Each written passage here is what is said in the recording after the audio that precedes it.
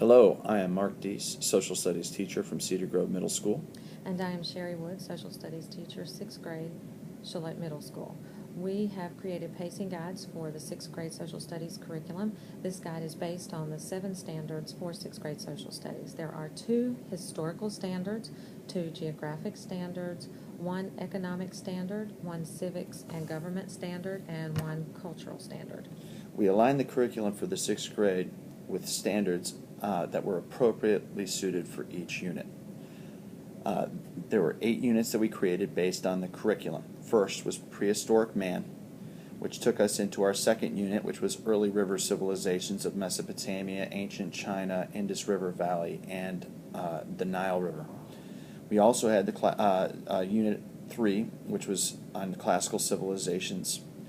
We had a fourth unit, which we separated because we wanted to focus on religions altogether of the world. We have our fifth unit was on the fall of Rome and the Dark Age period that followed it.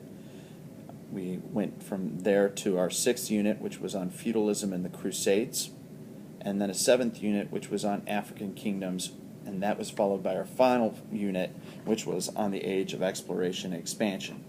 At the end of our major religions of the world unit, which is our fourth unit, we created a 2-week buffer, which allowed for review time before the semester was over. That would be the first semester.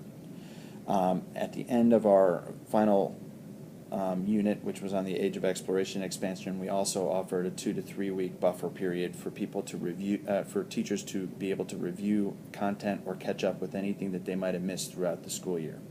In addition to the standards, we created learning targets, which are the learning goals for the end of the unit. These goals are based on concepts within the standards. From there, we created central components, which use Bloom's taxonomy. You might be more familiar with them because they tend to look like your learning objectives from daily lesson plans. Essential skills were based on these objectives and were social studies and literacy based. And from there, we included critical content. This is content many of you will want to incorporate or touch upon while working toward your targets. Finally, we offered 3 different types of assessment samples. We created assessments so that you could use them as guides or perhaps even use them in your instruction and assessments of your students. The first type of assessment that we created was a multiple choice sample. It was based on a stimulus such as a map, a graph, a picture of an artifact, or a primary source reading material.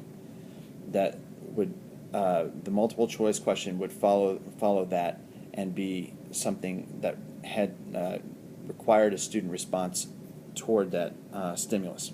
The second type of assessment sample was a constructed response prompt.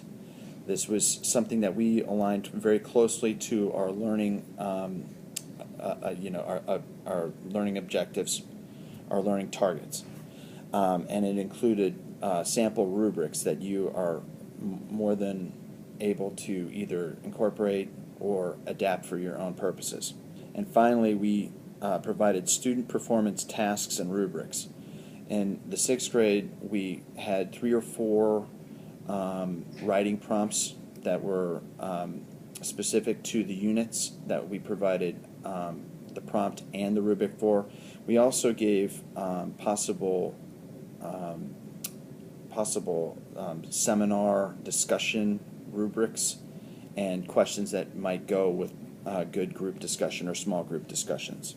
All the assessment samples worked to assess learning targets for each of the units that we created.